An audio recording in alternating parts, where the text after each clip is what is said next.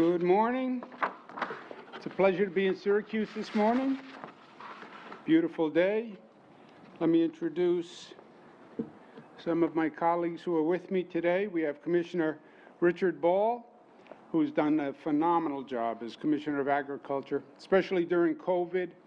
The connection we've made between upstate farms and people who need food during the COVID crisis has been fantastic. So it's a pleasure to be with him. I want to thank him for his great job. I want to thank Troy Wapner for his management of this fair, but also management of the fair during COVID, where he has now just not been managing the fair, but also facilitating a mass vaccination site, which is not in the normal definition of a fair director. But he has stepped up and really done an amazing job. We have Assemblyman Bill Magnarelli, who's been a long-term great representative for this area, and I want to thank him. Assemblyman Al Sturpey, I want to thank him very much. They just did a state budget. I think it's probably one of the most formidable budgets that we have done ever. It invests in New York, it rebuilds post-COVID, fixes much of the pain that was done during COVID, and also opens up a new chapter for the future of New York. So I want to thank Assemblyman Magnarelli and Assemblyman Sturpey for that. I want to thank the vendors who are here with us on the State Fair. I'm going to have an announcement on that in a moment. Let me just give you a quick update on the COVID numbers, because this is all interconnected, right? The State Fair, businesses opening, and the COVID positivity, and the vaccination progress for COVID. The statewide average on COVID yesterday was 2.39%. 41 New Yorkers passed away yesterday from COVID. They're in our thoughts and prayers. Those two facts work together. 2.39 is a great progress on reducing the positivity rate of COVID. But the fact that 41 New Yorkers passed away also makes the point that we're not out of the woods and people are still dying, so take it seriously. We had 3,100 New Yorkers hospitalized for COVID yesterday. That is the lowest number since November 26th, okay, which means we're back to where we were before Thanksgiving, before the holidays, which is good news. 729 COVID patients in intensive care. That's the lowest number since November 30th. 454 intubated. That's the lowest number since December 4th. So great progress on the positivity numbers. Statewide, we see a variance in the positivity. That shows you the nature of COVID. What is controlling the spread of COVID? We are, community by community. And you see a variance across the state depending on how that community behaves and how seriously they take COVID. The range in New York goes from Western New York at 3.5% positivity. Next is Finger Lakes, 2.7, Mid-Hudson, 2.4, Long Island, 2.2, New York City, 2.2, Capital Region, 1.6, Mohawk Valley, 1.4, North Country, 1.3, Central New York, 1.2. Congratulations. That's great progress. Central New York is second only for the lowest positivity to the southern tier, which is at 0.8. Statewide, that 7-day average is 2.1%. That's the lowest level since November 8th. So the positivity is going down, vaccination rate is going up, and that's what we want to see. We have done now 14.5 million shots for New Yorkers, which has been great progress. 345,000 shots at the State Fair. Let's give the whole team at the State Fair and the National Guard a round of applause. On the State Fair, as the State Fair, to change an old saying, the fair must go on. The State Fair is special. It's special to all New Yorkers. It's a great institution. It's the oldest fair in the United States. It's the third largest fair in the United States. We've invested a lot of money in the fair. For many years, the State Fair was, let's say, stagnant, and it was not developed to its full capacity. You know, state fairs, like any other business, any other enterprise, any other attraction, you have to update it. You have to invest in it. It has to grow. It has to evolve. And for a long period, the State Fair in New York stagnated. We changed that several years ago. We've done over $120 million investment. And let's give Commissioner Ball and Troy a big round of applause for their good work. We have people from 28 states that visit the fair. People come from over 6 countries. We have had record attendance at the State Fair over the past few years, showing that the investment and the growth in the fair has worked. It's attracted more people, so we should be proud of that. And this year the fair is going to go on. We're going to understand the reality that we're dealing with, but the fair will go on for the full 18 days. That's August 20th to September 6th. We're going to make some modifications in the planning, but we want the vendors, we want the public to know, and we want them to know now that we are going to have our state fair. A lot of planning goes into place to have the state fair. So we want the vendors to know now, to plan to be here. We're going to organize it a little differently. We're going to have the fair set up in 4 areas, so we have a better sense of what the capacity is and what the crowd size is. We want to keep the crowd size at about 50%, so we'll have 4 separate areas: food and beverage, amusement, rides, concerts, and the agricultural exhibit. And that will give us the ability to control the number of people who are coming and going. As I mentioned, it'll be a 50% capacity is the current plan. The concert area will operate pursuant to the concert protocol. But we're talking about operational rules that are starting August 20th, okay? That is months away from where we are today.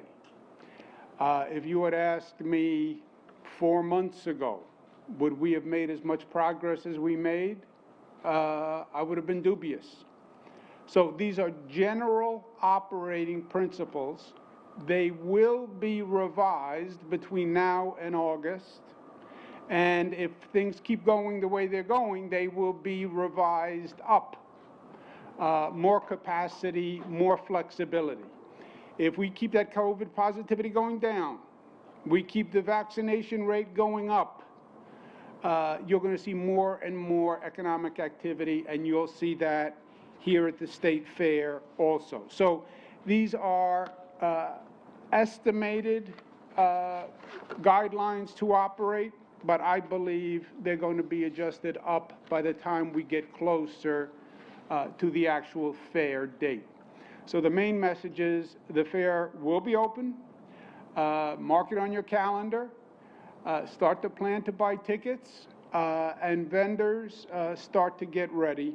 And then as we get closer to the date, as I mentioned, we'll have more specifics. But to give you an idea of how well the situation is going here in New York, we're going to continue to increase the reopening. This has been conducted on the facts since we began. If you tell me what the positivity rate is doing, if you tell me what the vaccination rate is doing, then I can tell you what the rate of reopening is. And as our positivity is coming down and our vaccination is going up, you're going to see more reopening. Today we're announcing that outdoor stadiums can go from 20 to 33%. So we'll increase the capacity in stadiums. Offices can go from 50 to 75% occupancy. Casinos can go from 25 to 50% occupancy.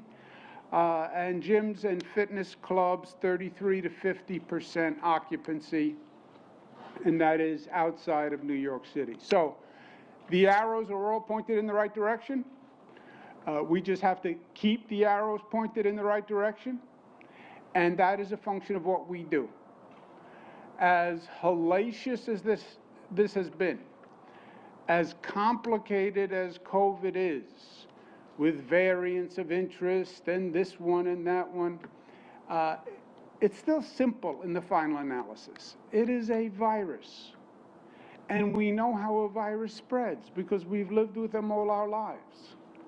If you take precautions within the family when somebody gets a virus, you can make sure that other people don't get the virus. I look at New York as an extended family. It's the family of New York. We get vaccinated. We behave smartly. We will control the spread of the virus, which is just what we're doing. This is personal great news for all of us on the state side. We've worked on the state fair for many years. A lot of creativity, a lot of effort, a lot of growth, a lot of positive. So the sun is shining. It's even going to be warmer in August, we believe. We don't want to say anything definitively in the current times, but it's excited that the fair will go on. And as I mentioned, these are preliminary operating guidelines. I believe it's only going to get better. With that, let me turn it over to Commissioner Richard Ball, who, as I mentioned, has done a great job. And then you'll hear from Assemblyman Bill Magnarelli, and then I'll come back and we'll take some questions. Thank you very much. Commissioner Ball.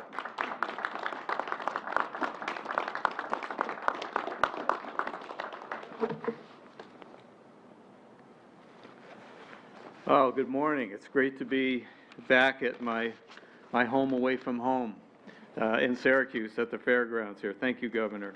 Appreciate the introduction.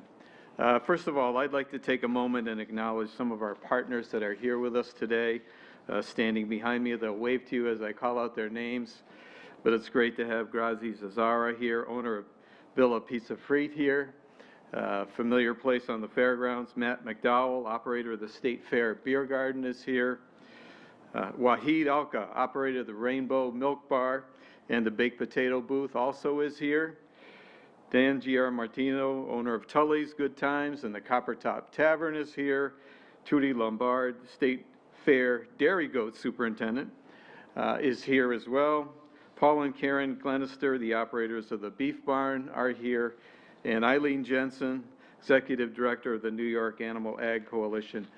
They operate the birthing center on the State Fair. So it's great to have so many partners here today and all of you as well. I have to stop and just say thank you, Governor, for your extraordinary leadership during this past year. And we all know that it has been a brutal year. But the people of New York, they fought valiantly. We fought hard to defeat this virus. And now we're on the cusp of actually doing that. I want to thank Troy Waffner for his dedication and his professionalism here. Troy, you and your team epitomize the very best in public service. I often say Troy's my right arm. He's really my right arm and my left arm here. And thank you to Assembly Member Magnarelli and Sturpey for being here, and to our county executive for the leadership and, frankly, the strong partnerships that we have. But now, with today's announcement, we have a very tangible result of the efforts that all of us in New York, the people of New York State, the governor, and that's the return of the great New York State Fair in person. It may look a little bit different than it did in 2019, but make no mistake, we're back. And we all know that we've invested a lot in the State Fair. We've prioritized some investments here over the last several years to make sure that we do remain one of the leading fairs in the country. 2 years ago, the governor announced projects that would increase the future visitor access to the fair, including work on the Orange Lot Phase 2, which is now completed, and also investment in the idea of a green fair plan with the goal of making the State Fair energy self-sufficient by 2023. We look forward to showing you those results and talking with you about that when you get back here in August. The fair plays such a vital role for all of us in connecting the dots, inspiring our children, our grandchildren, about the joys and the importance of agriculture. As you know, agriculture was not canceled, was not postponed this past year. New York farmers showed their central role in New York's economy and to our food supply chain. And I'm excited that in just a couple of months now, we'll be able to connect those dots again, welcoming customers back to the New York State Fair. I expect this year the fair will have a very special spirit about it. We can look forward to the sights, the sounds, the smells, and the taste once again of the New York Fair. Governor, thank you for your vision. Thank you for your leadership. Thank you for your commitment. Thank you for your enthusiasm. Thank you all. And now it's my pleasure to welcome my friend and your assemblyman, Assemblymember Bill Magnarelli.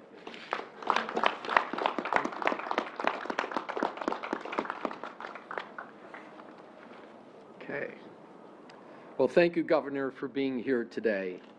It's always an honor to have you in Syracuse and in the 129th Assembly District. And thank you to my colleagues in government for standing with us. The past year has been incredibly painful for everyone. I grew up here in Syracuse, so one thing that hit close to home was canceling in-person attendance at the State Fair. The Great New York State Fair is the nation's first and oldest state fair, and the largest state fair in the East. Not only is it a major economic boon to our region, but it's also a major part of our community and our identity.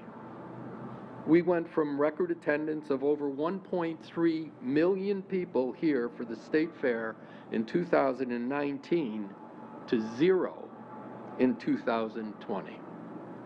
It was painful, but that's what we had to do to keep everyone safe during the pandemic. In that time, the New York State Fair never stopped its programming. There was drive-through fair food, there were fair-at-home contests, and of course, the famous annual butter sculpture. Still, nothing beats being able to visit the fairgrounds in person. With the vaccine, we can finally see a light at the end of the tunnel.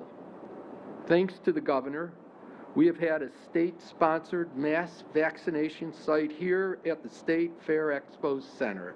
Who would have thought when we built that that's what it would turn into? I encourage everyone to get the vaccine. Under the governor's leadership, we have also passed the budget. Hardest budget we've ever done. But in every step of the process, we were thinking forward, not backwards. We're not just looking for a return to normalcy. We're going to build back better and work towards a bolder, brighter vision of the fair and for New York State.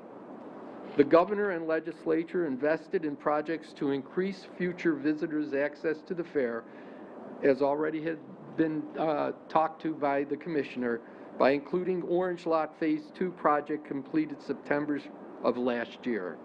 Also at the state, the state has invested in the Green Fair Plan, resulting in the fair expecting to be 100% powered by renewable energy by 2023, an incredible goal. A few years ago, the governor led a transformation of the fairgrounds, investing over $100 million to create a facility that could host events throughout the year that would draw people to the area. Since that time, we have seen record fair attendance. It mirrors investments to restore the iconic Hotel Syracuse and the Syracuse Airport, creating a modern link to the nation.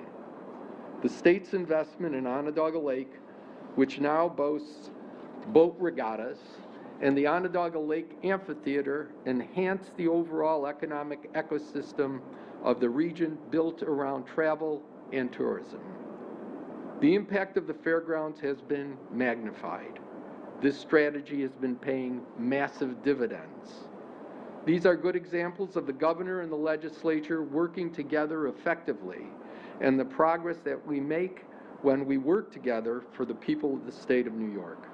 So again, thank you, Governor, for your leadership in bringing Onondaga County to greater heights and your support throughout the course of the pandemic, and for your vision of building back a better New York. Thank you.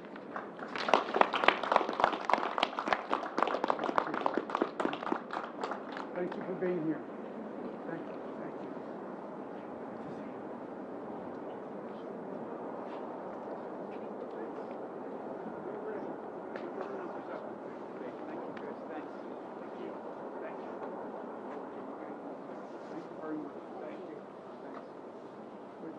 Come in.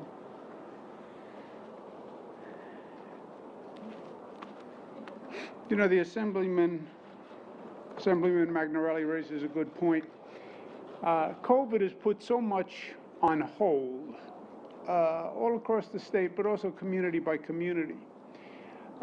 We have made tremendous investments in Syracuse and Onondaga, and they are synergistic, right? Onondaga Lake, the Syracuse Airport, Hotel Syracuse, the State Fair, they all work together. They're separate investments, but they have a combined energy. And that's another reason why it's important to get this fair back up and running. It's a tremendous magnet. Over $100 million in economic activity comes from operating the fair.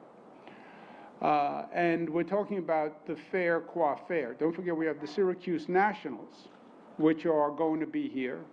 I'll be back.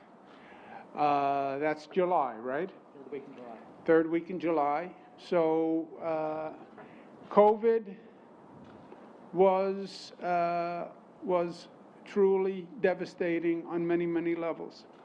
But getting past COVID is also exciting. And the spring is here, and the renewal and the rebirth. And we have to get on with the task of making it a reality, which is just what we're doing. Let's take some questions. Governor, on the issue of sexual harassment, a number of women have obviously accused you of acts, including groping, including overt sexual harassment of employees. You have pled for people to take an investigation into account, but you were in those rooms. You know the truth. So can you tell the people of the state of New York, yes or no, did you do the things you were accused of? No. No, and that's why I said when people suggested, yeah, to put it very simply, no. To all of the acts?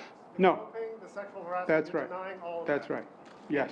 If Tish James's report comes back and finds the contrary, considering that you've said zero tolerance for sexual harassment in this state, will you discipline yourself or consider resigning? Yeah, the report can't say anything different because I didn't do anything wrong.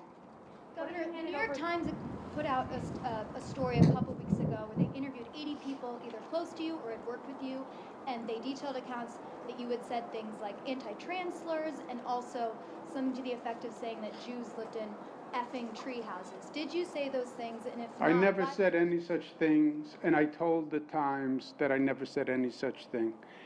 They printed slurs and slander, and you'd have to ask them why they did that. Why would people say those things that you had said them? If People say a lot of things.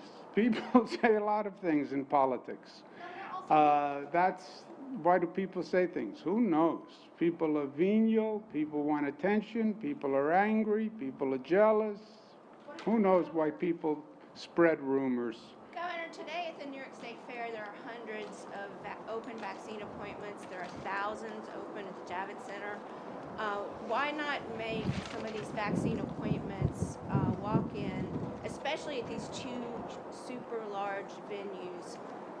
That is a very good question.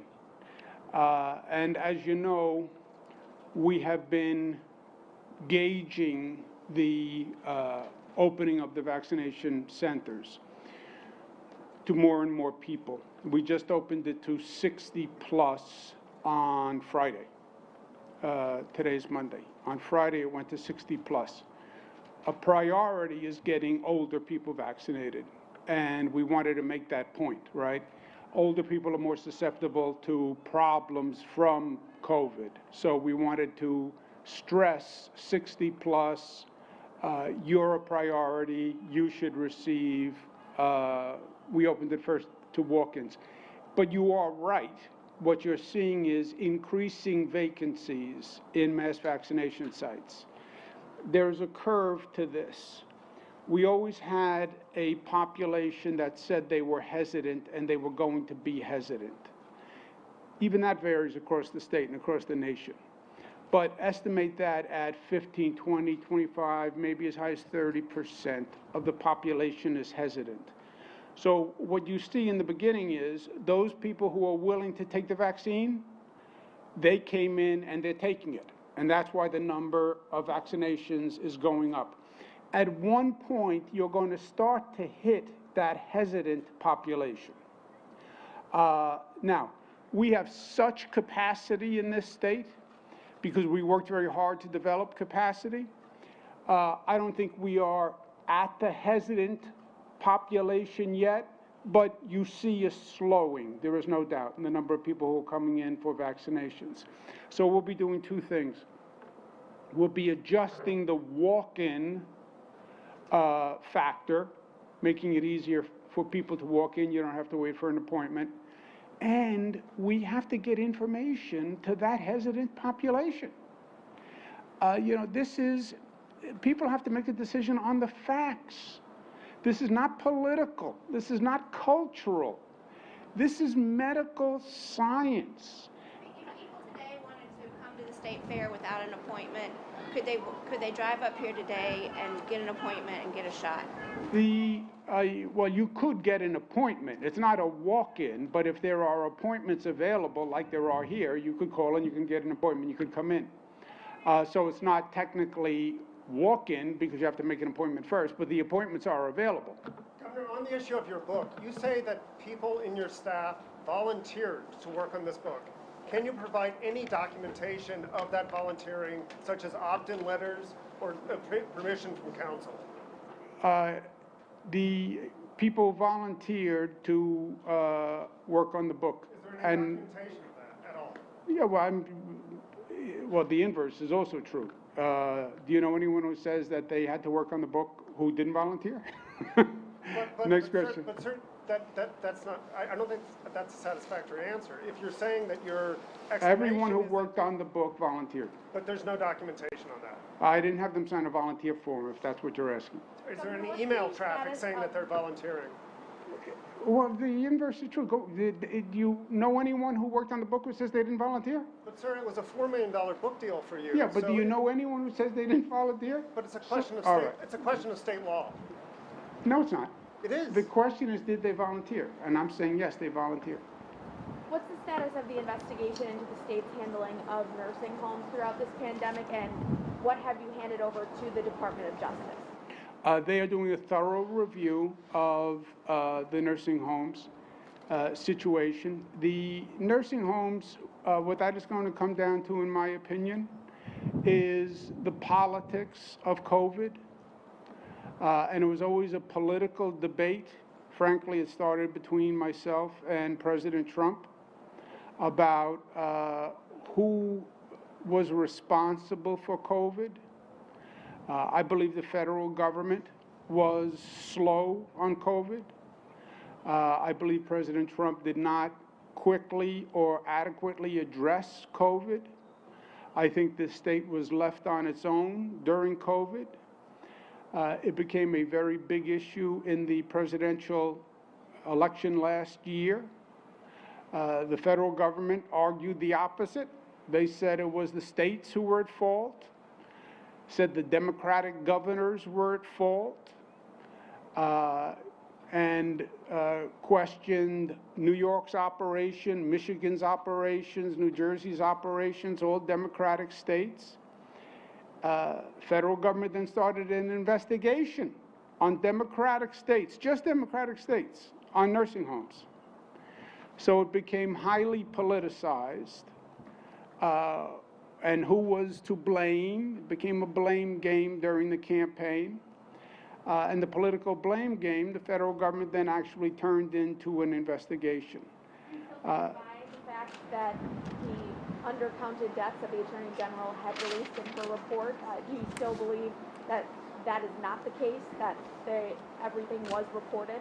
The number of deaths in nursing homes, first, it is inconsistent all across the country. Different states counted it differently. State of Connecticut just did a report on the number of deaths in nursing homes. Basically what they, an outside report. Basically what they said is different states counted it differently. And in the middle of COVID, the number was shifting dramatically. And the definition of a quote-unquote nursing home death was shifting dramatically. Some states counted probable nursing home deaths. Probable as determined by a nursing home staff once they sent a person to a hospital. So there was a lot of gray. And most importantly, our concern was that the number was accurate. The number was always going to be what the number was, but making sure the number was accurate is what was important. Nursing homes were ground zero for COVID. We all knew that. That was true all across the country. And everybody knows we did everything we could in New York to keep people in nursing homes and every other facility safe. New Yorkers were heroes. And every life that could be saved, we did everything we could to save it. The number and the blame game and the finger pointing, that is just more of the ugly politics of the time. Let's take one more. Governor, you invited female aides over to your mansion, 20-something-year-olds, one of them being, of course, you interacted with Charlotte Bennett. Do you regret inviting these female aides over, often to help you with technology or phone, especially after the multiple allegations of sexual harassment against you? No. No, I have many women who are working in state government.